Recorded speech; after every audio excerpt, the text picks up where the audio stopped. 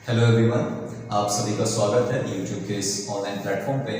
मैं गौरव कुमार आपको पढ़ा रहा था पॉलिटिकल साइंस का second book politics in India since independence, और इसमें आज हम स्टार्ट करने जा रहे हैं सेकंड चैप्टर इस बुक का, जो कि है era of one party dominance. तो इस चैप्टर में जो टॉपिक्स हम कवर करने वाले हैं वो है first general election and their problems. First general election कैसे हुआ, किस कंडीशन में हुआ, कौन से प्रॉब्लम्स फेस किए गए फर्स्ट जनरल इलेक्शन में। सेकंड टॉपिक जो इसमें हम कवर करेंगे वो method of voting, how the method of voting change, किस तरीके से मेथड जो है वोटिंग का वो भारत में चेंज हुआ, जिसमें ईवीएम और इन सब की बातें करेंगे। उसके बाद फिर है dominance of Congress in first three generation. First three generation में लगातार कांग्रेस जीत रही थी, क्यों जीत रही थी, उसके पीछे रीजन क्या था उसके डोमिनेंस का, वो भी हम इस टॉपिक में इस चैप्टर में कवर करने जा रहे हैं। उसके अलावा first defeat of the Congress party, कौन से स्टेट में पहली बार कांग्रेस हारी, उसके कारण क्या थे, वो केरला स्टेट था, इसके ऊपर टॉपिक कवर करेंगे। उसके अलावा one party system of Mexico and India, जो वन पार्टी सिस्टम है मैक्सिको का, वो भारत से कैसे अलग है, ये भी टॉपिक इसमें कवर करेंगे। और इसमें हम मैक्सिको की स्टोरी पढ़ेंगे कि ऐसा क्या हुआ था मैक्सिको में। उसके अलावा वन पार्टी सिस्टम और वन पार्टी डोमिनेंस, इनके बीच क्या डिफरेंस है, ये कवर करेंगे इस चैप्टर के अंदर। इसके अलावा जो बहुत सारी पार्टीज हैं उस समय की, जैसे कम्युनिस्ट पार्टी ऑफ इंडिया, भारतीय जनसंघ, स्वतंत्रता पार्टी एंड सोशलिस्ट पार्टी, इनकी आइडियोलॉजी, इनके लीडर्स, ये कब स्टैब्लिश की गई, ये सब हम इस चैप्टर के अंदर कवर करेंगे। तो चलिए स्टार्ट करते हैं अपने इस चैप्टर को। तो इस चैप्टर में जो फर्स्ट टॉपिक है वो है first general election and problem faced by the election commission in first general election. पहले जनरल इलेक्शन कब हुआ, किस तरीके से हुआ और किस तरीके के प्रॉब्लम्स इलेक्शन कमीशन फेस कर रहा था इस जनरल इलेक्शन में, वो हम इसमें पढ़ने वाले हैं। तो कॉन्स्टिट्यूशन ऑफ इंडिया जो है उसको अडॉप्ट किया गया कॉन्स्टिट्यूंट असेंबली द्वारा ऑन 26 नवंबर 1949। 26 नवंबर 1949 को कॉन्स्टिट्यूशन को अडॉप्ट कर लिया गया, कॉन्स्टिट्यूंट असेंबली ने इसे अपना लिया। और उसके बाद 26 जनवरी 1950 को 26 जनवरी 1950 को इसे लागू किया गया, इफेक्ट में लाया गया।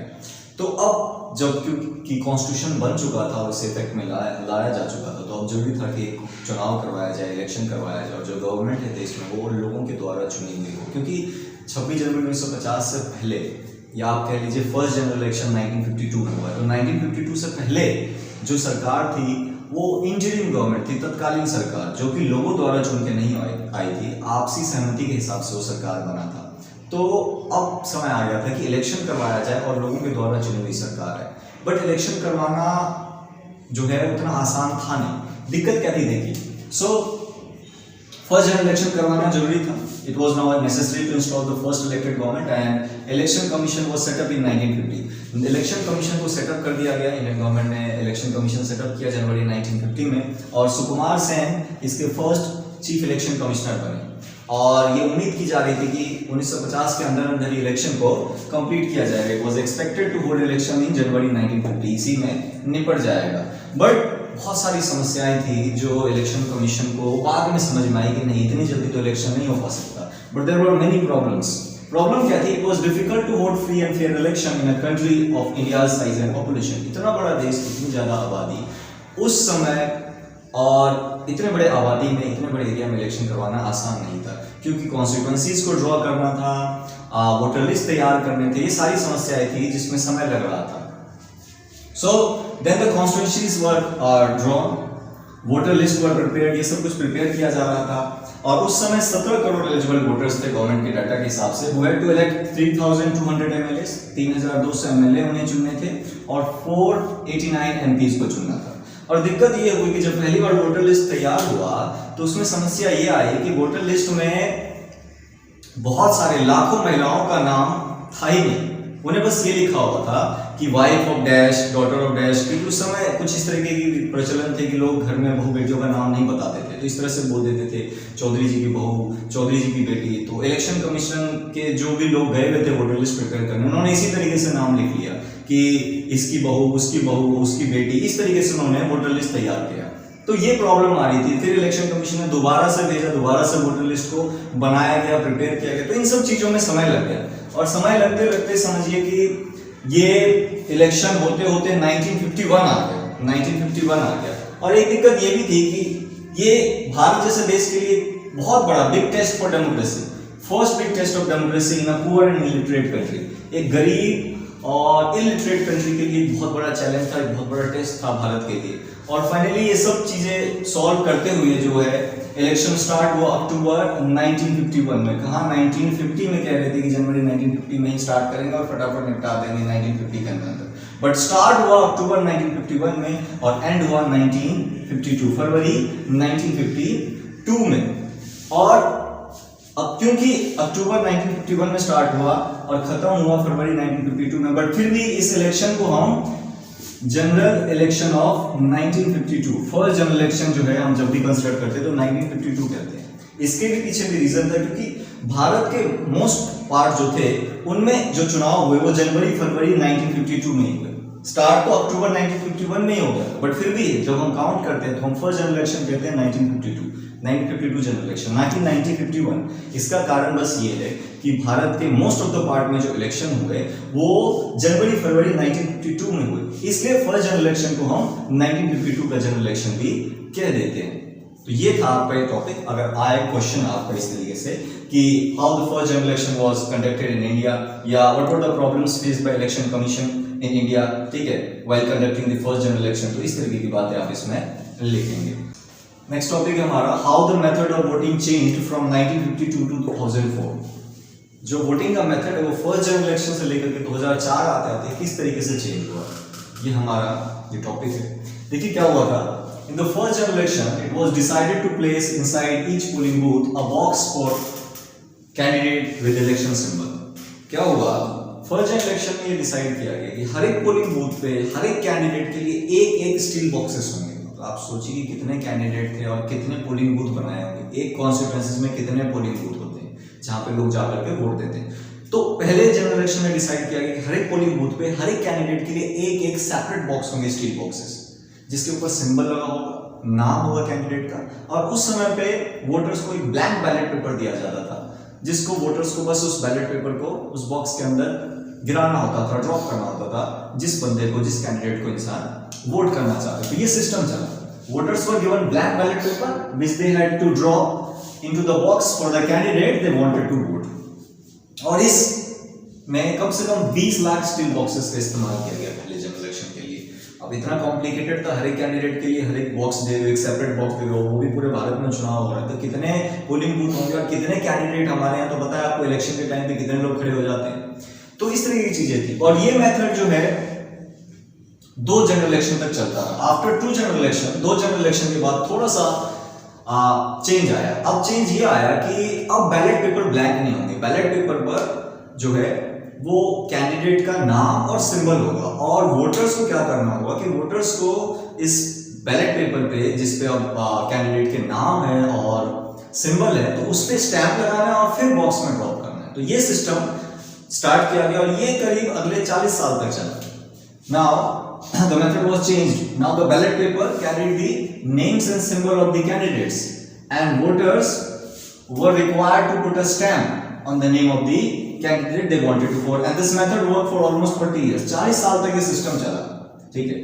और जब 1990s खत्म होने को आया तो इलेक्शन कमीशन ने एक नया सिस्टम स्टार्ट किया, ईवीएम का, इलेक्ट्रॉनिक वोटिंग मशीन। ये स्टार्ट करा 1990s जब खत्म होने को आया और 2004 आते आते पूरे कंट्री में बैलेट सिस्टम से पूरा का पूरा सिस्टम जो बैलेट सिस्टम से ईवीएम सिस्टम पे शिफ्ट कर दिया गया। तो by 2004 the entire country shifted to the EVM system. तो आप देख सकते हैं कि कहां से कहां हम पहुंचे। बैलेट सिस्टम हुआ करता था और उस समय पे हर एक कैंडिडेट के लिए एक सेपरेट बॉक्स हुआ करता था, ब्लैंक बैलेट पेपर हुआ करता था। 2 जनरल इलेक्शन के बाद फिर उसके अंदर जो है लोगों के नाम और सिंबल कैंडिडेट्स के आते थे, उस पर स्टैम्प लगाना होता था, बॉक्स में गिराना होता था। 1990s खत्म होते होते इलेक्शन कमीशन ने ईवीएम का इस्तेमाल कुछ कुछ जगह स्टार्ट किया और फाइनली 2004 आते आते आप समझिए कि पूरे कंट्री में जो बैलेट सिस्टम से ईवीएम सिस्टम पे शिफ्ट हुए। और दोबारा से आपको पता है आजकल क्या चल रहा है, ईवीएम पे भरोसा नहीं है, ये नहीं है, वो नहीं है। तो अब देखते हैं अब ईवीएम से कहाँ हम जाएंगे, ठीक है। तो ये इस तरह के क्वेश्चन अगर आए कि कैसे मेथड जो है वोटिंग का चेंज हुआ तो आप ये सारी बातें लिख सकते हैं अपने पेपर में। ये टॉपिक है हमारा Congress dominance in first 3 general election. पहले 3 जनरल इलेक्शन में कांग्रेस क्यों डोमिनेट करी, लगातार कांग्रेस 300 प्लस सीट क्यों ला रही थी पहले के 3 जनरल इलेक्शन में, वो टॉपिक हम इसमें कवर करते हैं। तो देखिए फर्स्ट जनरल इलेक्शन में the party won 364 seats out of 489 में से 364 सीट जीत के आई in the first general election. इसके पीछे कारण था, ऐसे क्वेश्चन आ सकते हैं कि मेंशन कीजिए वो सभी reasons responsible for the victory of Congress again and again in first 3 general election. बार-बार 3 जनरल इलेक्शन में इतने ह्यूज विक्ट्री के साथ क्यों जीत के आ रही थी कांग्रेस, इसके पीछे कारण क्या था? तो पहला, name and fame of the Congress party. Congress party का बहुत ज्यादा नाम था, क्योंकि आपको पता है कि बहुत पहले से पार्टी काम कर रही थी और नेशनल मूवमेंट में भी इनका बहुत ज्यादा योगदान रहा था। Second reason, presence of various famous leaders. बहुत सारे बड़े बड़े फेमस लीडर्स जिनको जनता बहुत प्यार करती थी वो कांग्रेस में मौजूद थे। ये कारण था कि कांग्रेस बार बार जीत रही थी। जवाहरलाल नेहरू, सरदार पटेल, महात्मा गांधी, ये सब के सब जो देश की आजादी के मूवमेंट है, नेशनल मूवमेंट है, वो सब कांग्रेस के फ्लैग के नीचे ही ये सब कुछ किया गया था। तो यही एक कारण। दूसरा कारण ये भी कि कांग्रेस बार बार जीत रही थी। तीसरा, work for the people as a pressure group since 1885। One of the oldest party of India. भारत की सबसे पुरानी पार्टी 1885 में बनी एओ ह्यूम द्वारा, और तब से ये एज अ प्रेशर ग्रुप काम कर रही थी, भारत के लोगों के लिए काम कर रही थी और ब्रिटिशर्स के खिलाफ टाइम टू टाइम आवाज उठाई जा रही थी। तो ये भी कारण था कि लोग इस पर भरोसा करते थे। Next, Congress organisation at the grass root level. एक और रीजन कि कांग्रेस लगातार बार बार जीत रही थी वो ये था कि इनका जो ऑर्गेनाइजेशन था, संगठन, वो बहुत ही ग्रास रूट लेवल पे था। भारत के हर एक कोने तक में इनका अपना ऑर्गेनाइजेशन था, इनके वर्कर्स थे। तो ये भी एक कारण था कि कांग्रेस जीत रही थी। तीसरा, development plans for the country. देश की तरक्की कैसे हो उसके लिए इनके पास प्लान्स थे। और last, lack of strong opposition party. Opposition पार्टियां उस समय थी मगर उतनी स्ट्रॉन्ग नहीं थी कि कांग्रेस को वो टक्कर दे सके, डिफीट कर सके। तो ये वो कारण था कि कांग्रेस बार बार जीत रही थी।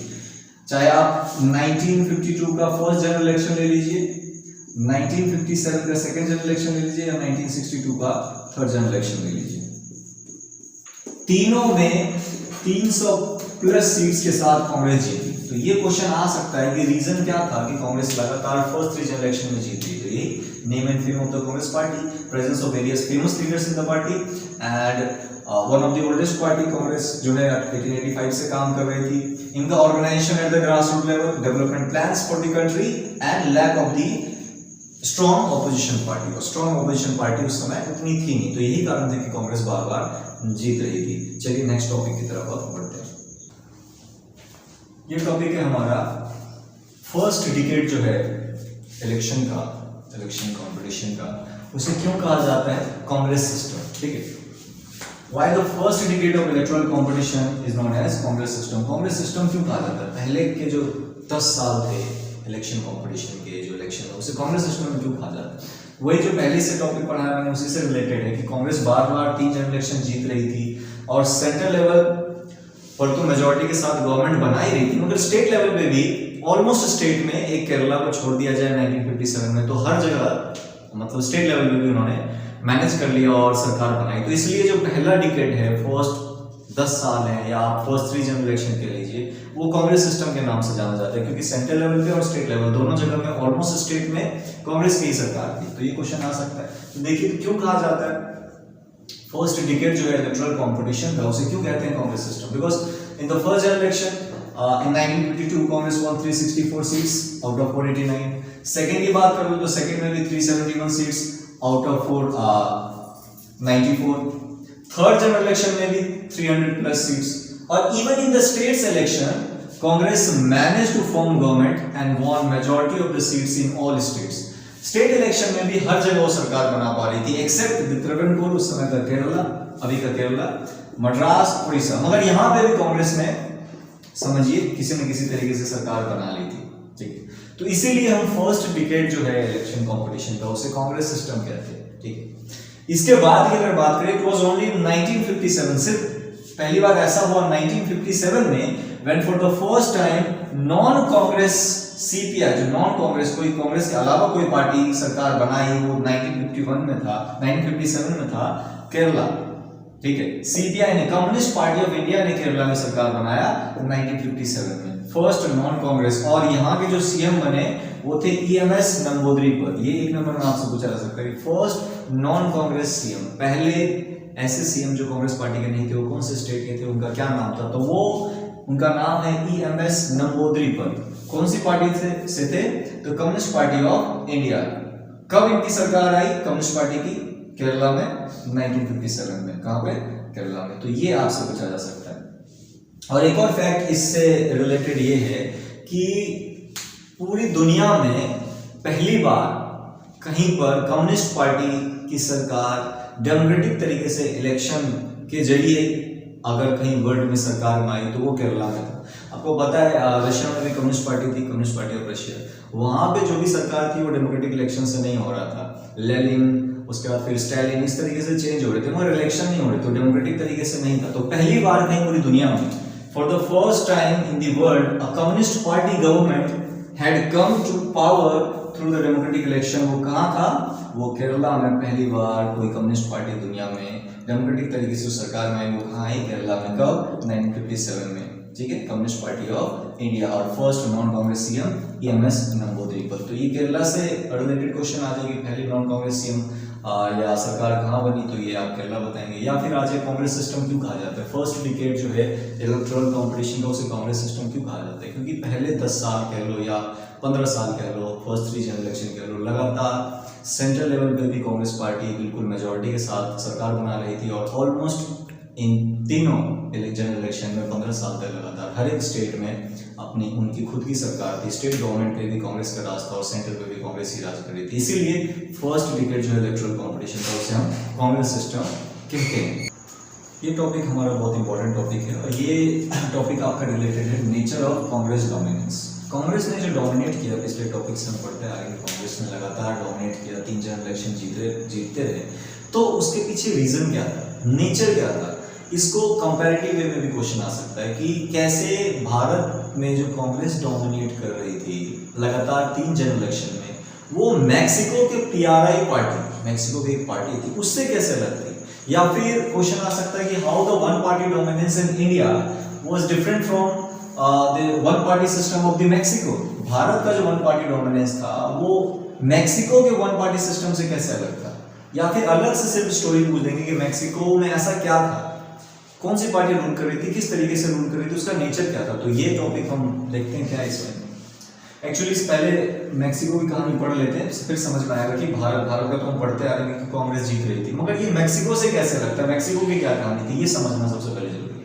तो वहां पे एक पार्टी थी नेशनल रेवोल्यूशनरी पार्टी। पार्टी का नाम है national revolutionary party. It was founded in 1929 में नेशनल रेवोल्यूशनरी पार्टी बनाया गया मैक्सिको के अंदर। बाद में इसको रीनेम किया गया, इसका नाम चेंज किया गया और फिर रखा गया institutional revolutionary party. Institutional revolutionary party, जिसे शॉर्ट फॉर्म में उल्टा ये PRI भी कहते हैं। और ये PRI पार्टी बनने के बाद अगले 60 साल तक रूल करती है। हमारे यहाँ तो कांग्रेस स्टार्टिंग के 3 जनरल इलेक्शन में ही बार बार डोमिनेट करती है और उसके बाद फिर उनका डोमिनेंस कमजोर होता जाता है, ठीक है। मगर यहाँ पर मैक्सिको में ये PRI पार्टी लगातार 60 इयर्स तक रूल करती है। दे रूल फॉर अबाउट 60 इयर्स। और इसके आइडियोलॉजी की बात करें, कौन कौन से लोग थे इस PRI पार्टी में, तो it was a mixture of ideology, political, military leaders, ये सब थे इसमें, peasants and several other organisation, इन सब का मिला जुला एक पार्टी था। और ये पार्टी बड़ी शातिर थी, इलेक्शंस करवाते थे। मैक्सिको इलेक्शंस हेल्ड रेगुलरली, मगर but the PRI won again and again. Elections होते थे, करवाते थे, मगर PRI ही जीतती थी बार बार और अगले 60 साल तक यही चला। पता नहीं ऐसा क्या चल रहा था यहाँ पर। तो बाद में जब ये बात समझ में आई कि actually the electoral laws were twisted, जो इलेक्शन के लॉज थे उनको इस तरीके से ट्विस्ट कर दिया गया था कि बार बार जो है वो PRI ही जीते, to ensure the victory of the PRI। Electoral laws को इस तरीके से ट्विस्ट कर दिया कि PRI ही जीते। इलेक्शन प्रोसेस वाज रिग्ड, पूरा इलेक्शन प्रोसेस को रिग्ड कर दिया गया था, मैनिपुलेट कर दिया गया था रूलिंग पार्टी द्वारा। पूरे के पूरे सिस्टम को रिग्ड कर दिया गया था, मैनिपुलेट कर दिया था, ताकि पार्टी ही PRI ही बार बार जीते। बाकी अपोजिशन पार्टी अलाउड थी, इलेक्शन लड़ने देते थे, मगर जीतती लगातार 60 साल तक बार PRI पार्टी। तो देख सकते हैं क्यों जीत रहे थे, क्योंकि ये चीटिंग कर रहे थे, लॉज को ट्विस्ट कर दिया था, पूरे सिस्टम को रिग्ड कर रखा था, मैनिपुलेट कर रखा था। ये सब रूलिंग पार्टी करती है, रूलिंग पार्टी PRI थे, पहले 60 साल तक ये करते थे। इसको बहुत सारे लोगों ने इंटरनेशनल मीडिया में हर जगह से कहा गया परफेक्ट डिक्टेटरशिप। देखते मन पूछा जा सकता है कौन सी पार्टी के लिए, कौन से कंट्री के पार्टी के लिए कहा गया परफेक्ट डिक्टेटरशिप? तो मैक्सिको के PRI पार्टी के लिए ये वर्ड यूज किया गया था, परफेक्ट डिक्टेटरशिप। मगर बाद में बहुत सारे इसके पीछे रीजंस हैं। 2000 में जाकर के PRI पार्टी हारती और तब से लेकर के अब तक मैक्सिको में ऐसा सिचुएशन नहीं है जैसा पहले था। बहुत सारी पार्टियां चुनाव लड़ती और अलग अलग लोग जीतते। तो ये मैक्सिको की कहानी थी। अब इसमें आपसे पूछ सकते हैं कि ये भारत से कैसे अलग था, भारत में जो कांग्रेस डोमिनेट कर रही थी वो मैक्सिको से कैसे अलग था। तो बिल्कुल ये तो बहुत क्लियर है कि नो डाउट कांग्रेस भारत में लगातार जीत रही थी, पर उसके पीछे कारण ये था कि जो पीछे पड़ा कि कांग्रेस क्यों जीत रही थी, famous leaders, development plans, their organisation at the grass root level, ये सारे रीजन थे। तो मैक्सिको के रीजन से तो टोटली अलग थे। इंडिया में जो भी इलेक्शन हुए, in India elections held in a free and fair manner, Bharat में बिल्कुल फ्री एंड फेयर मैनर में हुआ इलेक्शन, बिल्कुल मैक्सिको की तरह नहीं था। दूसरी बात, प्रेजेंस ऑफ ऑपोजिशन पार्टी, हमारे भारत में ऑपोजिशन पार्टी थी, भले वो सीट नहीं जीत पा रही थी, उसके पीछे बहुत सारे कारण थे, मगर ऑपोजिशन पार्टी थी, वो चुनाव लड़ रहे थे, फ्री एंड फेयर तरीके से इलेक्शन हो रहा था, इलेक्शन लॉ को रिग्ड नहीं किया गया था, सबको मौका मिल रहा था, कोई ऐसा एटमॉस्फेयर नहीं था कि कांग्रेस मैनिपुलेट कर रही थी सब सारे सीन को। तो ये दोनों में डिफरेंस था। अगर आए कि वन पार्टी डोमिनेंस जो भारत का था वो कैसे अलग है one party system of Mexico से, तो दोनों में बहुत ज्यादा डिफरेंस है। एक मैक्सिको में है कि रूल रेगुलेशन को ट्विस्ट कर रहे हैं, चीटिंग करके जीत रहे हैं, और एक दूसरा रीजन है कि कांग्रेस लगातार जीत रही है कि उनका वो लेगेसी है कि वो नेशनल मूवमेंट लड़ते हुए आ रहे हैं, इसलिए वो जीत रहे हैं, बहुत सारे फेमस लीडर है इसलिए जीत रहे हैं, लोग उन्हें पसंद कर रहे हैं इसलिए जीत रहे हैं। तो ये दोनों बेसिक डिफरेंस है इनके बीच। तो ये अगर क्वेश्चन आपका आता है कि क्या दोनों में बेसिक डिफरेंस है, तो आपको ये सारी की सारी चीज़ें लिखनी है, और ये चीज़ इस तरीके से आप इसका जवाब दे सकते हैं।